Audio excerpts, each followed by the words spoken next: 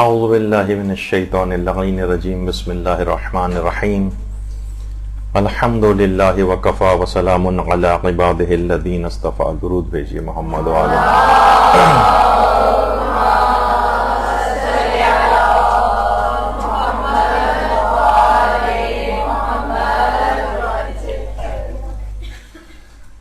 جیسے کہ آپ سب لوگوں کے علم میں ہے کہ ہم انتہائی اہم ترین مسائل تقلید کے اوپر گفتگو کر رہے ہیں، اور کچھ باتیں یقیناً اس میں خشک بھی آ جاتی ہیں، لیکن ایک دفعہ شروع ہی سے آپ کا ایک بیس بن جائے اور اچھی طریقے سے ان مسائل کو سمجھنے کی صلاحیت پیدا ہو جائے تو آگے بیان ہونے والے فقہی مسائل سمجھنا بہت آسان ہو جائیں گے. اچھا، بات کچھ یہاں تک پہنچی تھی جو کہ آج ایک نیا مسئلہ اس میں ڈسکس کرنا ہے، جو کہ بہت عام طور پر زندگی میں پیش آتا ہے کہ اگر کوئی مسئلہ آپ کو درپیش ہو اور آپ کو اپنے مجتہد عالم کا فتویٰ معلوم نہ ہو تو پھر کیا کریں. اکثر ایسا مسائل پیش آتے رہتے ہیں کہ ہمیں زندگی میں ہم کوئی کام کرنے جا رہے ہیں اور اس میں ہمیں اپنے مجتہد کا فتویٰ معلوم نہیں. تو دیکھیے اب لوگ کیا کرتے ہیں، معلوم نہیں ہے تو جو دل میں آئے عمل کر لیتے ہیں. یہ غلط طریقہ کار ہے. میں نے اس سے پچھلی دفعہ بھی کہا تھا کہ اس سے اگر کوئی ایسی غلطی ہو جاتی ہے کہ جس سے عمل غلط ہوتا ہے تو ان تمام اعمال کی قضا انجام دینا پڑتی. تو اگر کوئی ایسا مسئلہ درپیش ہو جائے جس کا حل آپ کے پاس نہ ہو، آپ کو اپنے مجتہد کا فتویٰ معلوم نہ ہو، تو آپ کو کیا کرنا چاہیے. اس میں کچھ اسٹیپس پہ عمل کیا جاتا ہے. اچھا، اب کچھ صورتیں ہیں اس کے اندر. سب سے پہلے تو آپ یہ دیکھیے کہ جب تک آپ کو مسئلہ پتہ چل سکے، اس مسئلے میں اگر آپ کو تاخیر کرنا ممکن ہو تو تاخیر کریں. تاخیر کرنا ممکن ہو تو تاخیر کریں. اچھا، مثلا نکاح کے بہت سے مسائل ایسے ہوتے ہیں کہ بھائی مثلا ایک رشتہ کسی جگہ کے اوپر چل رہا ہے اور وہاں کوئی ایسا فقہی مسئلہ پیش آ گیا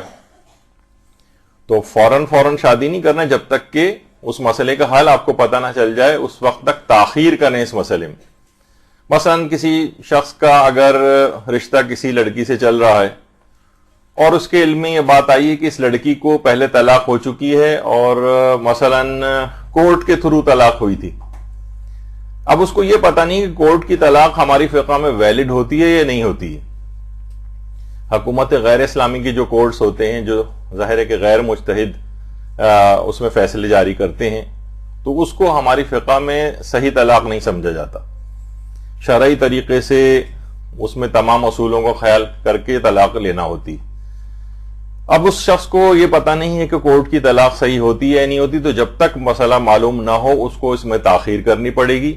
یعنی اگر تاخیر کرنا ممکن ہے تو تاخیر کریں. فوراً عمل نہیں کر سکتے، شک ہو رہا ہے تو چلو کر لیتے ہیں بعد میں دیکھا جائے گا. نہیں، تاخیر کرنا ممکن ہے تو تاخیر کریں. اچھا، اب بہت سے مسائل ایسے ہوتے ہیں جس میں تاخیر کرنا ممکن نہیں ہوتی. تاخیر کرنا اگر ممکن نہ ہو اور مسئلے پر ابھی ہی عمل کرنا ہو،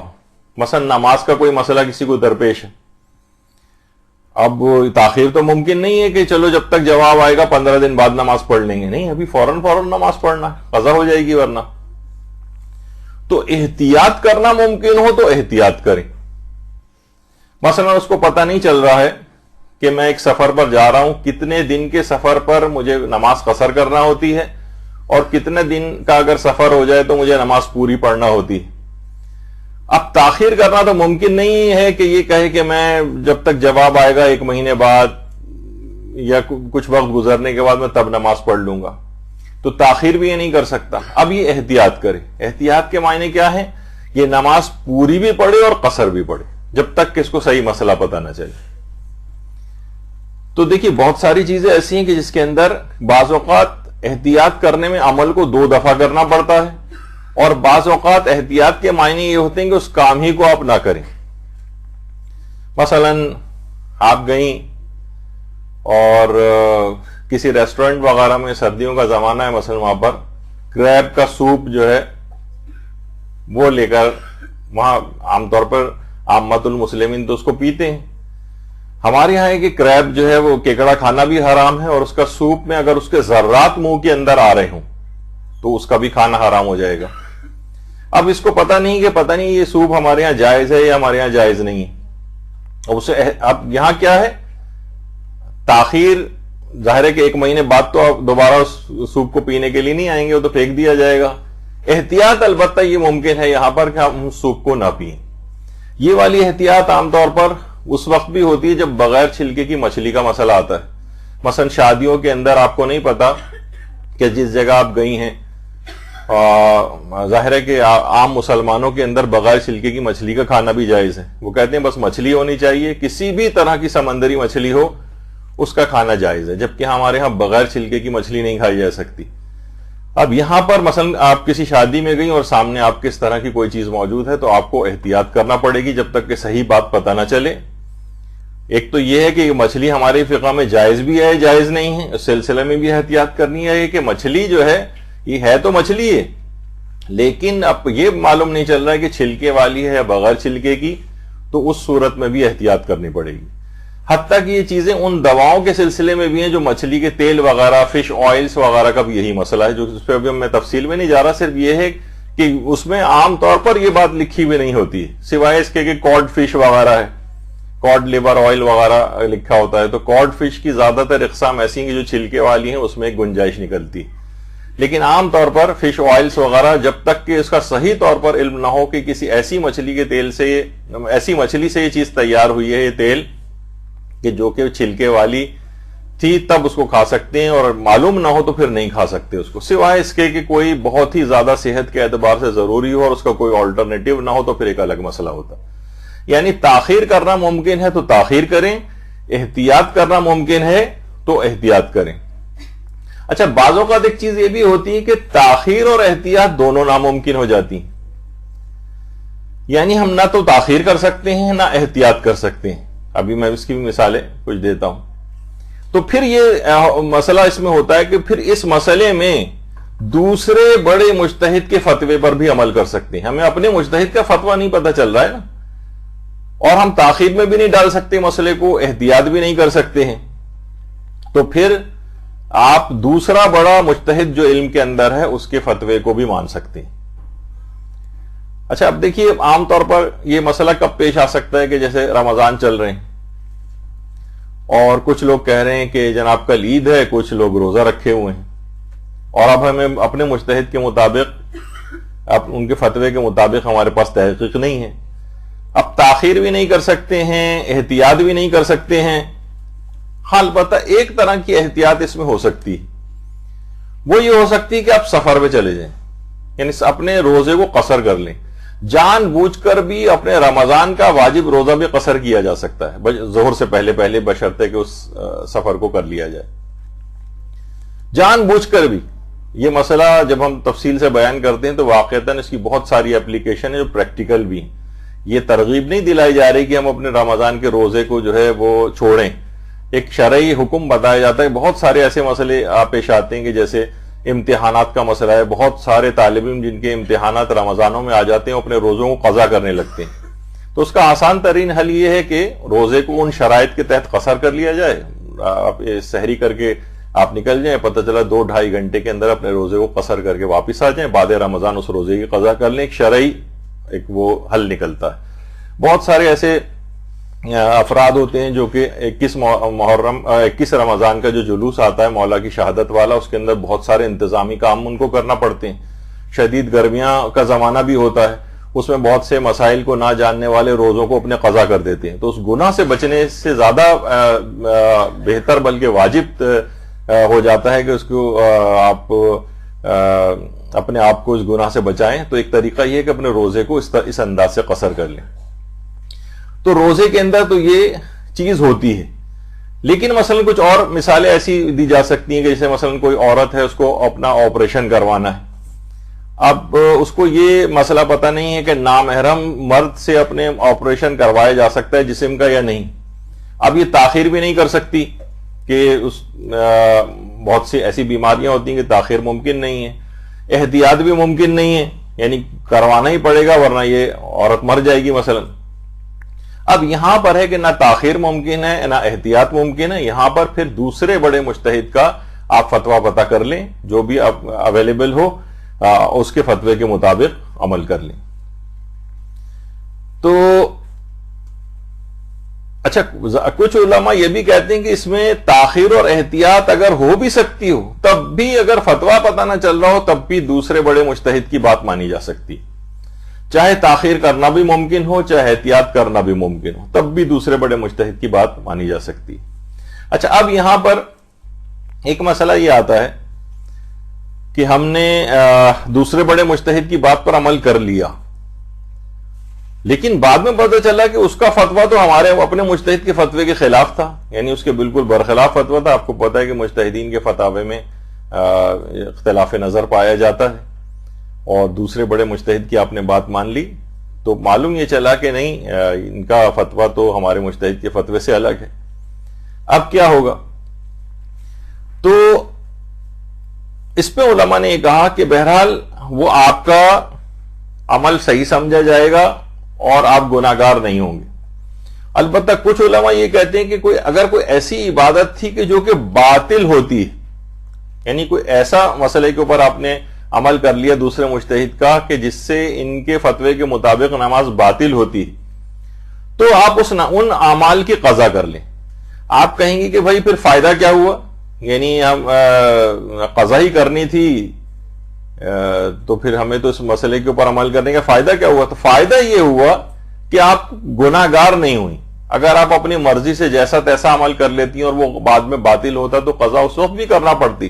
لیکن اس وقت گناہ بھی آپ کو ملتا پلس آپ کو قضا بھی کرنا پڑتی. اب کیونکہ آپ نے اپنے فقہی حکم کے اوپر عمل کیا ہے کہ دوسرے بڑے مجتہد کی بات مانی جائے, تو ٹھیک ہے, اگر وہ عبادت اس عمل کرنے کے نتیجے میں باطل ہوتی ہے تو اس کی قضا کرنا پڑے گی. فائدہ یہ ہوگا کہ آپ کو گناہ نہیں ملا, اور یہ بہت بڑا فائدہ ہے, بہت بڑا فائدہ ہے. یعنی لوگ سوچتے ہیں کہ کوئی بات نہیں, جیسے عام طور پر حج وغیرہ کے احکام میں ہوتا ہے کہ بہت سے ایسی چیزیں بھی ہوتی ہیں جن سے کفارہ واجب ہوتا ہے, وہ گناہ بھی ہیں اور کفارہ بھی واجب ہے. تو لوگ اکثر کہتے ہیں کہ یہ بتائیے کہ گناہ کی بات تو الگ رہی. اکثر حاجیوں کے منہ سے ہم نے یہ بات سنی ہے کہ گناہ تو چلے جو بھی ہے, بتائیں کفارہ تو واجب نہیں ہوا, بکرا وکرا تو نہیں دینا پڑے گا.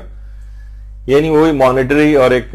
مادی ایک بس فائدہ جو ہے مقصود ہے, چاہے اس کے نتیجے میں کوئی گناہ لازم آ رہا ہو اور اخروی کوئی نقصان ہو رہا ہو. تو بعد میں پتہ بھی چلا تو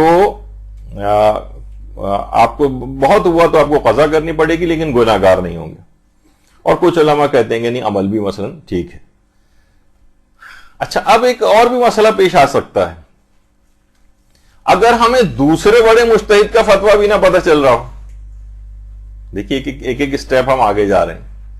دوسرے, انہوں نے کہا نا دوسرے بڑے مجتہد کی علم میں بات مان سکتے ہیں جو علم میں دوسرے نمبر پہ ہو, دوسرے بڑے مجتہد کا فتویٰ بھی نہیں پتہ چل رہا ہے. اب کیا کریں؟ تو پھر علماء یہ کہتے ہیں کہ زندوں میں سے آپ پھر کسی کا بھی فتویٰ لے لیں. زندوں میں سے زندہ مجتہد, یعنی آپ ان کے بعد والے مجتہد کے اوپر چلے جائیں,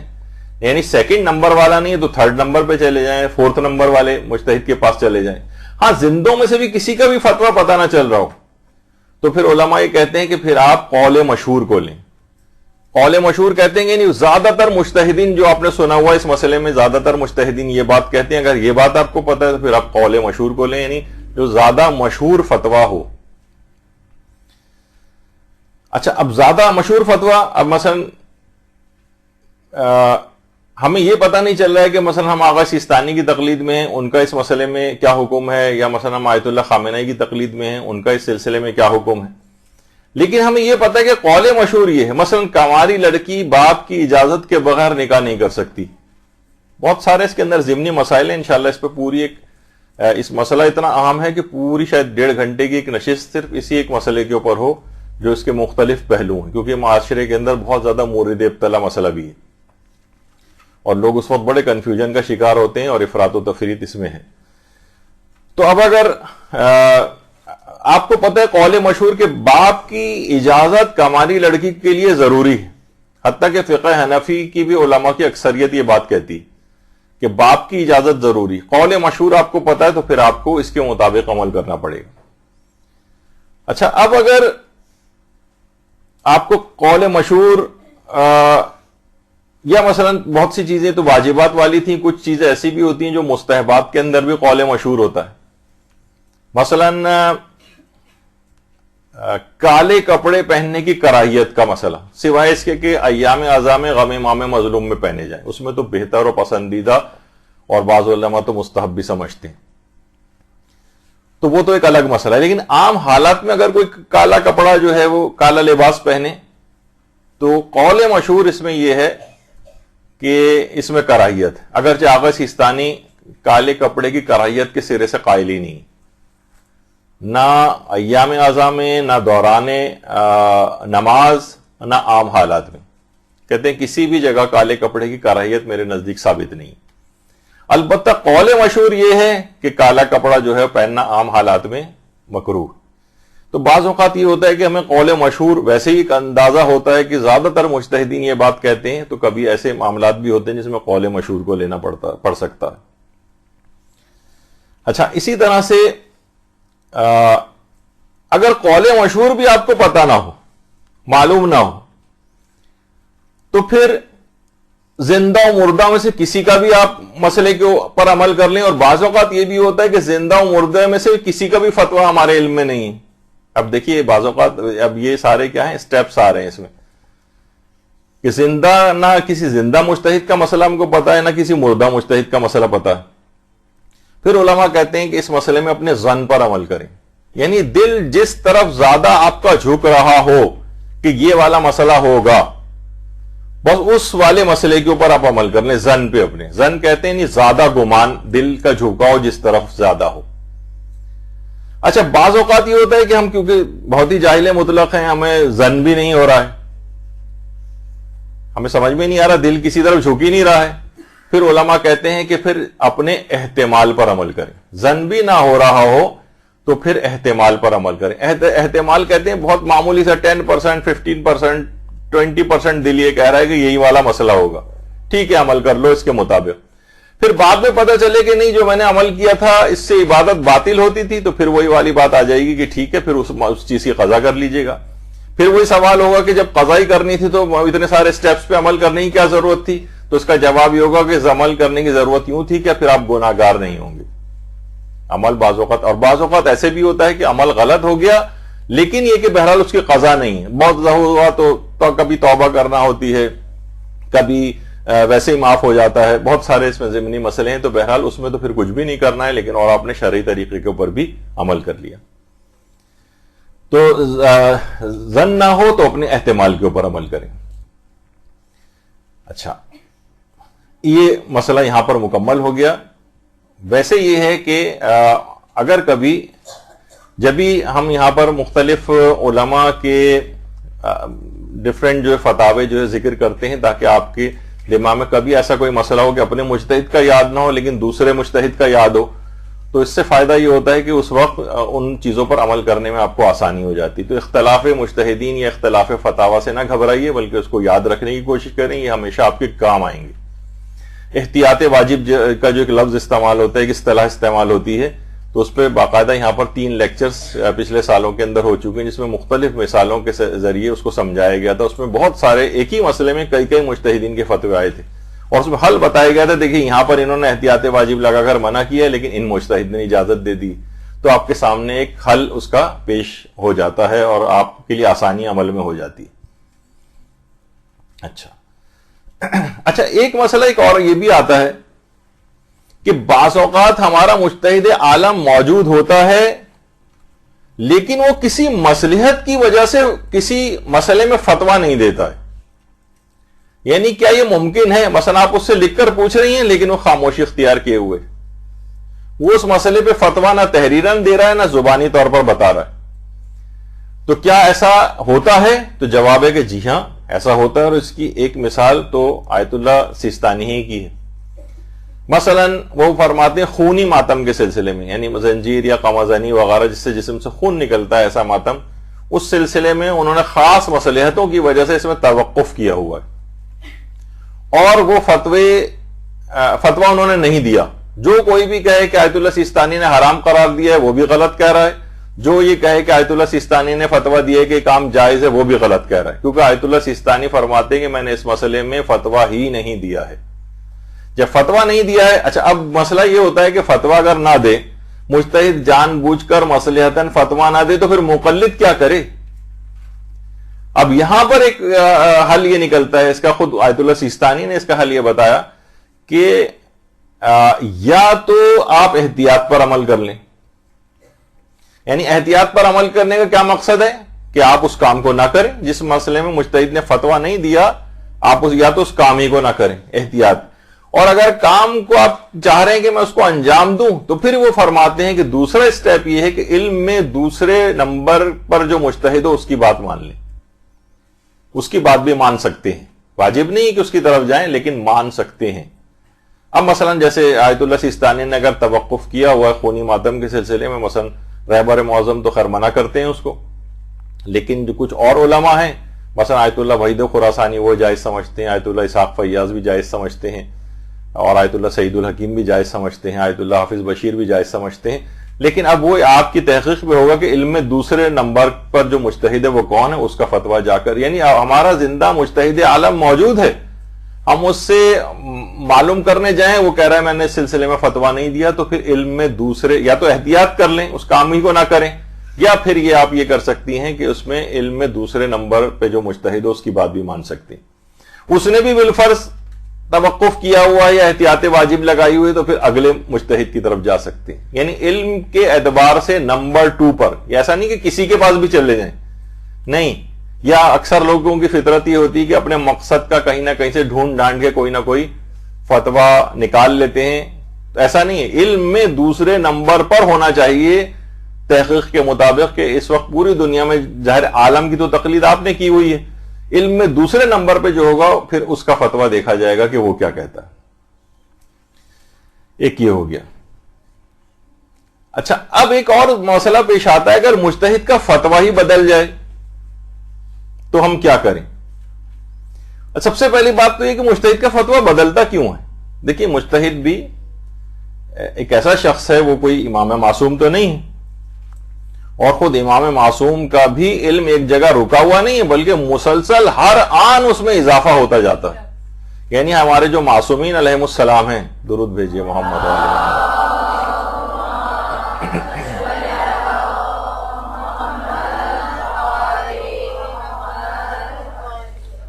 ان کا بھی ہر آن ان کے علم میں مسلسل اضافہ ہو رہا ہے. ایسا نہیں کہ وہ دنیا سے پردہ فرما گئے ہیں تو ان کا علم ایک جگہ پر رک گیا ہے. پروردگار کی طرف سے عنایات نوازش ہر آن ان کے درجات میں بھی اضافہ ہوتا ہے, اور ہم بھی اس لحاظ سے ایک حصے دار بنتے ہیں. اپنا ایک حصہ جب ہم درود پڑھتے ہیں تو یہ درود اصل میں ان کے درجات کی بلندی کی دعا.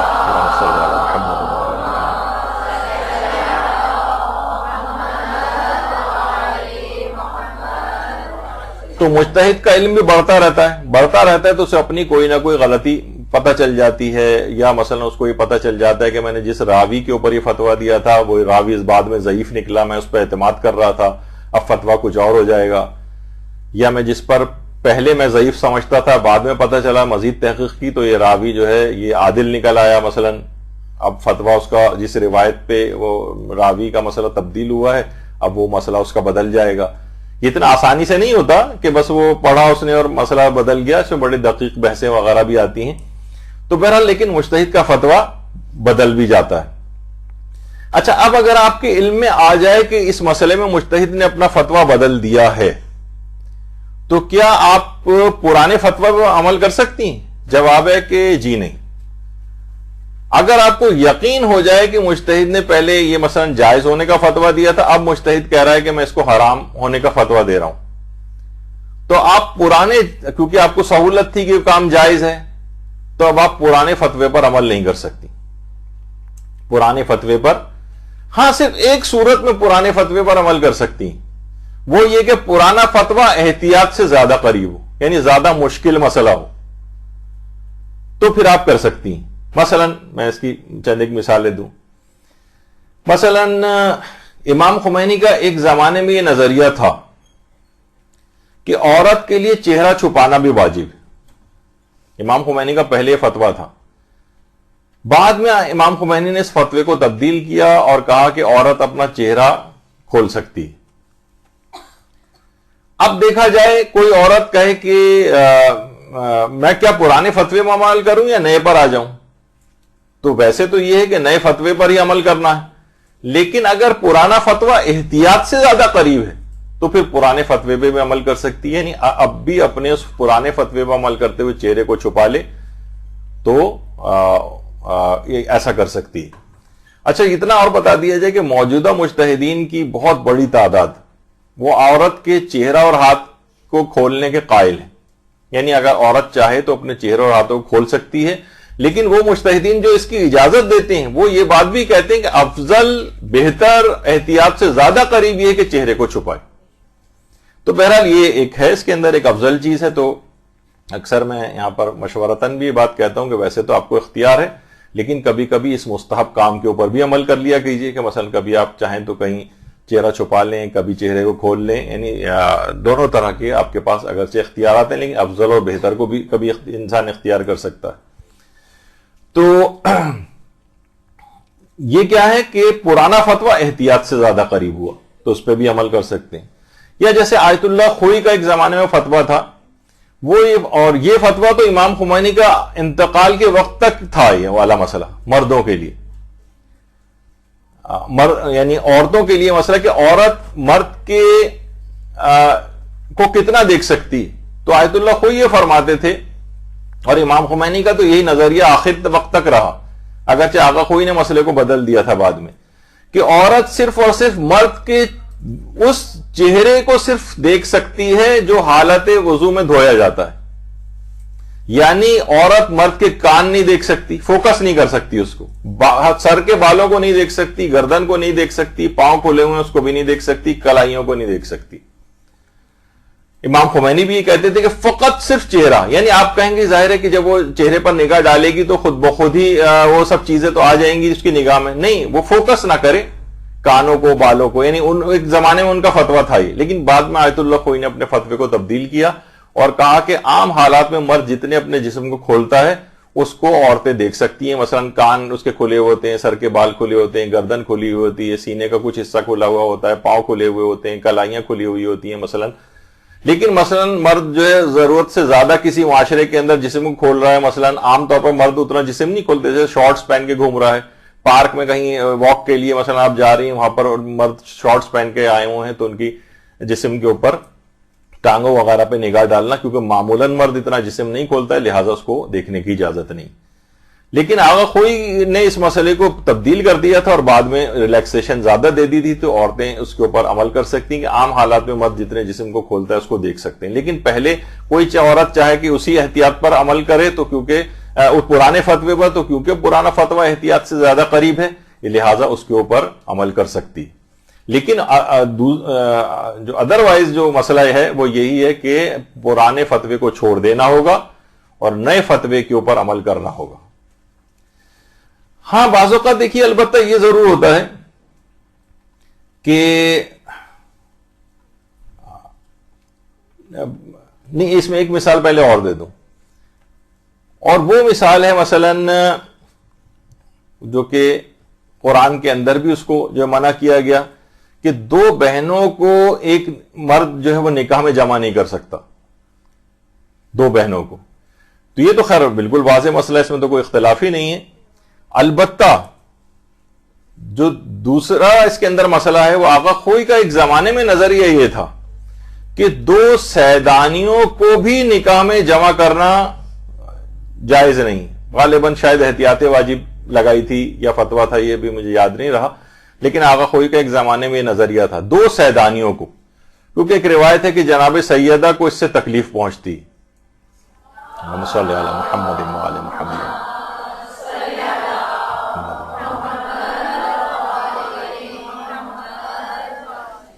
باقی کوئی اور مشہور مراجع میں سے فی الحال کسی کا یہ نظریہ نہیں ہے, لیکن آقا خوئی کا ایک زمانے میں تھا. بعد میں پتہ چلا مزید تحقیق کی تو راویوں کا ایک مسئلہ اس کے اندر نکل آیا جس پہ آقا خوئی نے اس مسئلے کو تبدیل کیا, اور بہرحال پھر مسئلہ حرام سے ہونے سے مکروہ کی طرف چلا گیا. تو بہرحال یعنی دو سیدانیوں کو نکاح میں جمع کرنا، یعنی اگر دوسری شادی کرنی بھی اگر اس کو ہے تو پھر کسی غیر سید عورت سے کرے گا، ایک سیدانی پہلے سے، یا کوئی غیر سید سے اس کی ہے تو پھر وہ دوسری ایک سیدانی عورت جو ہے وہ اس سے شادی کر سکتا ہے۔ لیکن پہلے سے بھی سید بیوی ہو اور ایک اور سیدانی سے کرنا چاہے تو آغا خوئی پہلے منع کرتے تھے، البتہ بعد میں انہوں نے اس فتوے کو ریلیکس کر دیا تھا اور مکروہ اس کو قرار دیا تھا۔ تو بہرحال اس میں بھی آپ نے دیکھا کہ بعض اوقات پرانا جو فتویٰ ہوتا ہے وہ مثلا احتیاط سے زیادہ قریب ہوتا ہے تو اس پر بھی عمل کیا جا سکتا ہے، یا مثلا آغا خوئی کا آیت اللہ سیستانی کا مسئلہ ایک اور ہے کہ پہلے جو فتاوی آیت اللہ سیستانی کے آئے تھے اس میں جراف جو ہوتا ہے اس کو حلال گوشت جانور قرار دیا تھا، لیکن اس کے بعد سے مسلسل جو فتوی آیا اس میں آیت اللہ سیستانی نے زرافے کو بھی حرام جو ہے وہ قرار دیا ہے، یعنی ایک لحاظ سے ان کا کہا جائے کہ فتویٰ جو ہے تبدیل ہوا اس مسئلے میں۔ تو بعض اوقات مجتہد کا فتویٰ ہمیشہ کے لیے، زیادہ تر تو فتوے 99.99% تقریباً ایسے ہی ہوتے ہیں، لیکن مجتہد بہرحال فتوے کو بدل بھی سکتا ہے اور اس کی مثالیں بھی اس موجودہ زمانے میں بھی موجود ہیں۔ اچھا، اور اس میں ایک ضمناً ایک چیز آ جائے کہ یہ بھی بتا دیا جائے کہ آیت اللہ سیستانی کے نزدیک شتر مرغ جو ہے وہ بھی حلال گوشت جانوروں میں سے ہے۔ یہ ایک بہت زیادہ آج کل مجتہدین کے خلاف جو افراد کام کر رہے ہیں، بعض اوقات وہ احادیث جو ہیں وہ نقل کر رہے ہوتے ہیں، بعض جگہ لکھ کے لگاتے ہیں، یہ دیکھیے حدیث معصوم شتر مرغ کا گوشت کھانا مثلا جائز نہیں ہے، اور یہ دیکھیے آیت اللہ سیستانی کا فتویٰ کہ جائز ہے۔ یہ دیکھیے مثلا آیت اللہ سیستانی مور کے گوشت کو بھی حلال سمجھتے ہیں، اور بڑی دقیق بحثیں ہیں اس میں، بہت سی کچھ روایات، چند ایک روایات جو کہ یہ لوگ سامنے پیش کرتے ہیں، چند روایات آیت اللہ سیستانی مور کو حلال گوشت جانور سمجھتے ہیں، شتر مرغ کو بھی حلال گوشت جانور سمجھتے ہیں، اور اس کے پیچھے دلائل ہیں، لیکن کیا ہے کہ جاہل افراد جو ہیں وہ عام طور پر اس طرح کی سوشل میڈیا کے اوپر مجتہدین کے خلاف کرنے کے لیے، یہ دیکھیے یہ اپنی رائے کو مجتہد جو ہے وہ قول معصوم کے سامنے لے کر آ رہا ہے، جبکہ ان سب کے اندر بڑے دقیق بحثیں ہیں، کتنی روایات ہیں، کتنے اصول کار فرما ہے اس کے اندر کہ پرندے کے اندر آئیں گے، یہ زمین پہ خشکی پہ چلنے والے جانوروں کے اندر آئیں گے، ان کے راوی کون کون سے ہیں، ممسوخات کا ایک مسئلہ آتا ہے کہ بہت سے جانور جو مسخ ہو گئے ہیں، بہت سی روایات میں جو پرانے قومیں تھیں جو کچھ گناہوں کے باعث مسخ ہو گئی تھیں، تو ان میں جانوروں میں ان کا تذکرہ بعض اوقات ہوتا ہے، پھر جو ممسوخات جتنے ہیں کیا وہ سب حرام گوشت بھی ہیں، یعنی ان کی بحثیں ایک بڑی دقیق بحثیں جو ایک مجتہد ہی کر سکتا ہے، لیکن اس کے اندر جاہل افراد بھی دخل دینے لگے، اس وجہ سے میں نے ان کا تذکرہ بیچ کے اندر کر دیا، البتہ مسئلہ تھا زرافے کے گوشت کا۔ اچھا، لیکن ایک مسئلہ پیش آتا ہے کہ یہ تو ابھی تک مسئلہ بیان ہوا تھا کہ ہمیں یقین ہو گیا کہ مجتہد کا مسئلہ بدل گیا ہے، بعض اوقات یہ ہوتا ہے کہ صرف شک ہوتا ہے کہ ہمیں مجتہد کا فتویٰ بدلا یا نہیں بدلا، صرف ہم نے سنا ہوتا ہے، سنا ہے کہ بھائی آیت اللہ سیستانی نے مسئلہ بدل دیا ہے، کچھ لوگ کہہ رہے ہیں، بعض اوقات کچھ علماء بھی کہہ رہے ہوتے ہیں، لیکن ہمیں یقین نہیں آ رہا ہوتا، سنی سنائی ٹائپ کی بات ہوتی۔ اس صورت میں جب آپ کو صرف شک ہو کہ مجتہد نے اپنے فتوے کو بدلا یا نہیں بدلا، تو واجب ہے کہ آپ وہی پرانے والے مسئلے کے اوپر باقی رہیں۔ اچھا، اب کیا آپ کے لیے تحقیق کرنا ضروری ہے کہ بھائی ہم جب سن رہے ہیں کہ یہ مسئلہ بدل گیا ہے تو کیا ہم تحقیق کریں؟ مثلا پتہ چلے کہ جناب فلاں صاحب جو ہیں آیت اللہ سیستانی سے وہاں ملنے گئے تھے، زیارات پہ گئے تھے، وہاں انہوں نے یہ مسئلہ بیان کیا کہ میں نے اپنے فتوے کو بدل دیا ہے، وہ صاحب کہہ رہے ہیں۔ اب وہ چاہے وہ ہماری گھر کے برابر والے گھر میں رہتے ہوں، ایک فون کال کے ذریعے ہم اپنے رشتہ دار ان صاحب سے پتہ کر سکتے ہوں کہ مسئلہ کیا بدلا ہے، تحقیق بھی کر سکتے ہو، تب بھی تحقیق کرنا واجب نہیں، یعنی آپ اسی پرانے فتوے کے اوپر جبکہ صرف یہ شک برقرار ہے، آپ اپنے شک کو یقین میں بدل سکتی ہیں، تب بھی واجب نہیں کہ آپ بدلیں۔ ہاں، لیکن آپ کہیں کہ بھئی ہو سکتا ہے کہ میں ابھی نہیں معلوم کر رہی، تو بعد میں جا کے ہو سکتا ہے مجھے پتہ چل جائے، ابھی پوچھ لیتی ہوں، تو اسلام نے اس کو بھی منع نہیں کیا ہے، آپ چاہیں تو تحقیق کر کے صحیح طور پر ایک یقینی صورتحال پتہ کر سکتی، لیکن صرف شک ہو تو تحقیق کرنا بھی واجب نہیں ہے اور پرانے فتوے میں باقی رہیں۔ ہاں، جب یقین ہو جائے کہ فتویٰ بدل گیا ہے تو پھر نئے فتوے کے اوپر آنا پڑے گا۔ اچھا، اب بعض اوقات دیکھیے یہ ہوتا ہے کہ معلوم یہ چلتا ہے کہ یہ تو لوگوں والی بات ہو گئی، بعض اوقات یہ ہوتا ہے کہ نہیں، مجتہد نے اپنی کتاب میں جو نیا ایڈیشن آیا ہے کتاب کا، اس میں مسئلے کو بدل دیا۔ مثلا ایک میں اس کی مثال دوں، جیسے منہاج الصالحین جو آیت اللہ سیستانی کی فتووں کی کتاب ہے، اس میں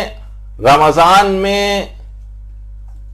پچھلے ایڈیشنز کے اندر اگرچہ یہ چیز ان میں سے ہے کہ ابھی تک وہی پرانی والی چیز جو آیت اللہ سیستانی کی جو ویب سائٹ ہے، جو حتیٰ کہ جو عربی ویب سائٹ ہے اس میں جو منہاج الصالحین کا اپڈیٹڈ ایڈیشن ہے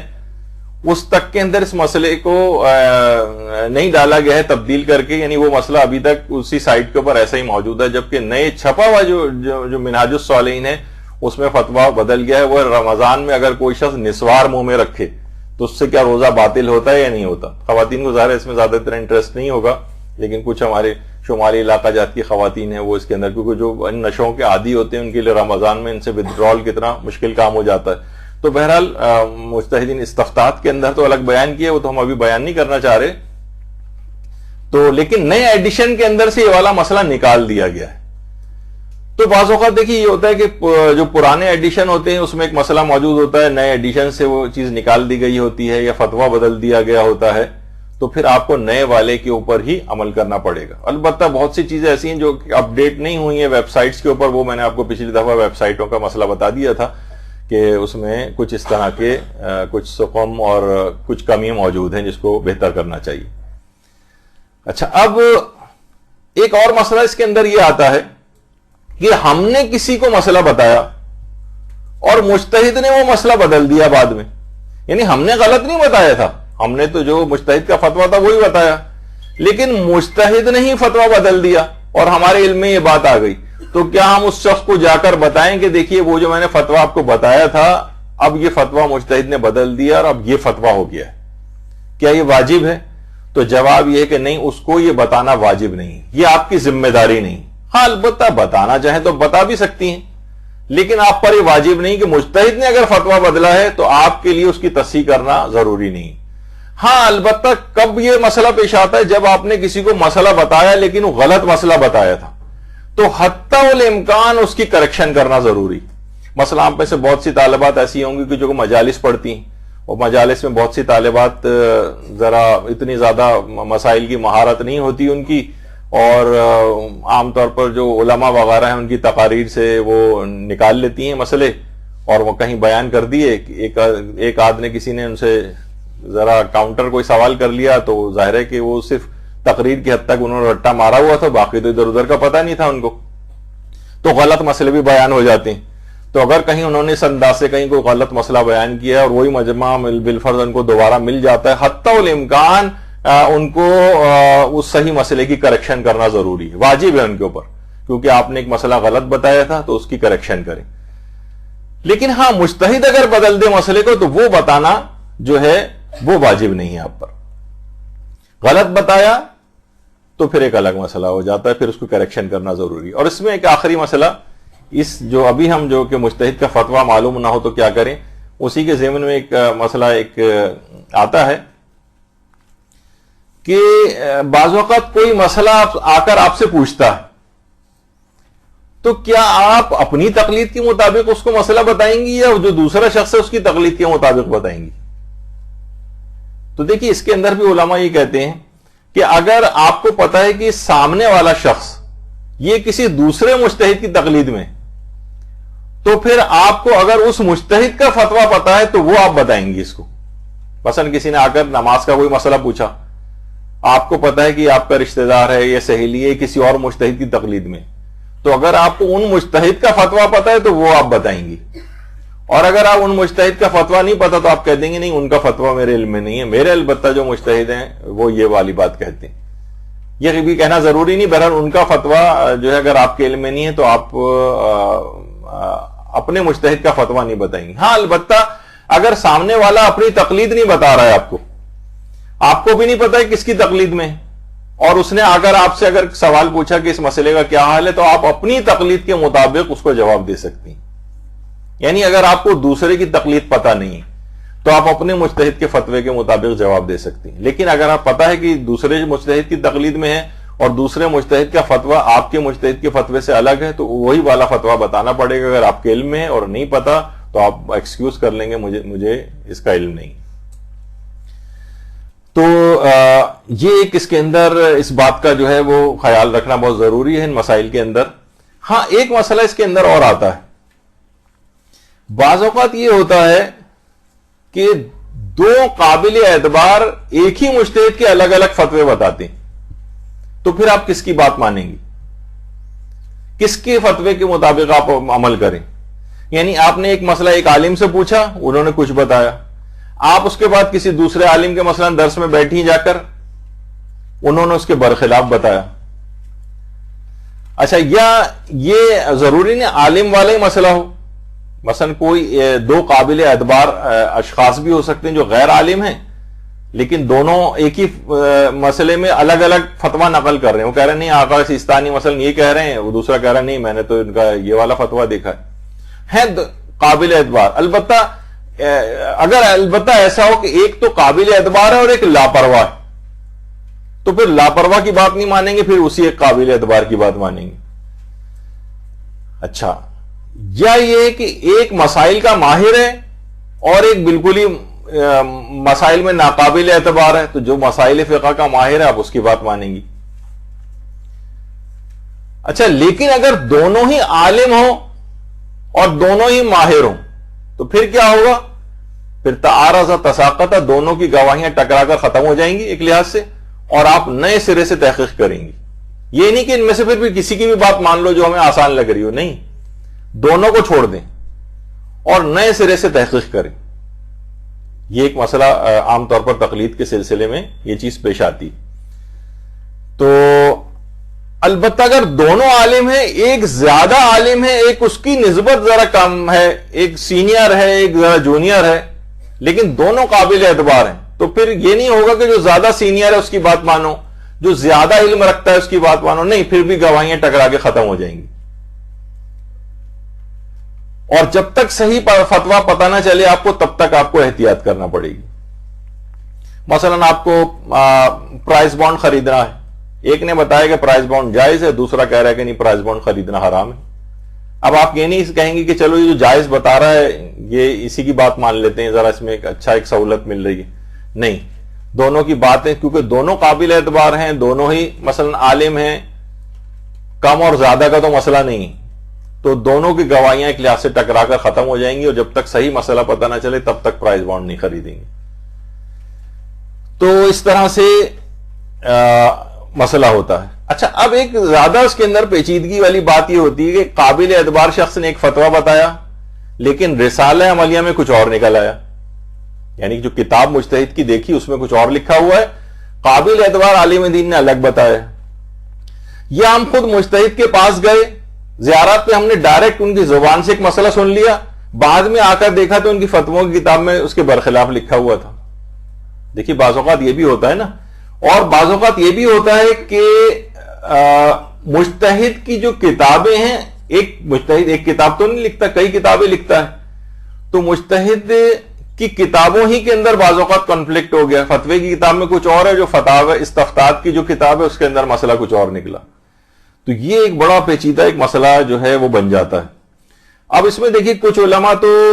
یہ کہتے ہیں کہ مجتہد کی زبان پہلے نمبر پر آتی ہے, اس کی تحریر دوسرے نمبر پر آتی ہے, اور کوئی بتانے والا شخص وہ تیسرے نمبر پہ آتا ہے. اچھا, بعض اوقات مجتہدین کی جو کتابوں میں ٹکراؤ ہوتا ہے, مثلا توضیح المسائل میں کچھ اور نکلا اور منہاج الصالحین میں کچھ اور نکلا. تو مثلا آیت اللہ خوئی سے بھی سوال پوچھا گیا تو انہوں نے کہا نہیں منہاج الصالحین مقدم ہے. تو مجتہد خود ہی اپنی کچھ کتابوں کے اوپر زیادہ اعتبار کے دو مسئلوں میں اگر کہیں ٹکراؤ آپ کو محسوس ہو, ایک میں کچھ اور ہے اور منہاج الصالحین میں کچھ اور ہے, ایک استفتاء میں کچھ اور ہے جو کہ ان کے دفتر سے موصول ہوا ہے اور کتاب کے اندر کچھ اور ہے, تو پھر منہاج الصالحین یا مجتہد کی لکھی ہوئی کتاب جو ہے وہ معتبر ہوتی. اور کچھ علماء اس میں یہ بھی کہتے ہیں کہ نہیں, اگر ان سب میں آپس میں ٹکراؤ ہو جائے تو جب تک آپ کو نئے سرے سے تحقیق کریں, یہ سب ٹکرا کر ختم ہو جائیں گے, اور نئے پھر آپ جب تک نئی تحقیق کے بعد کوئی نتیجہ جو نکلے پھر اس کی وہ والی بات مانیں آپ. تو دیکھیے ان میں ایسا نہیں ہے کہ آپ نے دیکھا کہ بالکل ایک دم سے ایک چھوٹ اور ایک آسانی مل جائے, بلکہ اس کے اندر بھی بہت سارے ضمنی مسائل ہوتے ہیں. اللجن اللجن يا مولا اللجن اللجن اللجن اللجن اللجن اللجن اللجن يا صاحب السماء اللجن